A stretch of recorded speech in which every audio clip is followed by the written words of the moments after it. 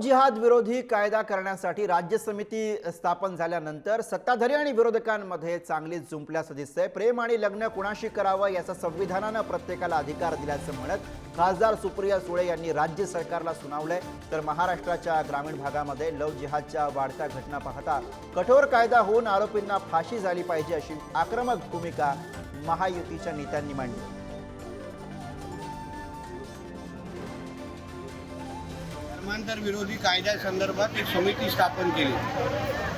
मी यासाठी राज्याचे हिंदुत्ववादी मुख्यमंत्री आदरणीय देवेंद्र फडणवीस साहेबांचा मनापासून आभार मानेन की ह्या निर्णयामुळे असंख्य आमच्या हिंदू माता भगिनींना फार मोठं एक सुरक्षा कवच आता आमचं महाराष्ट्राचं सरकार देणार आहे। सगळ्या राज्यांमध्ये आणि देशात सर्वात कडक असा धर्मांतर विरोधी कायदा लवकरच महाराष्ट्रामध्ये येईल असा विश्वास मी हिंदू समाजाला देतो। माझं स्वतःचं मत आहे, कोणी कुणाशी लग्न करायचं किंवा प्रेम करायचं हे संविधानाच्या चौकटीत प्रत्येकाला तो अधिकार आहे।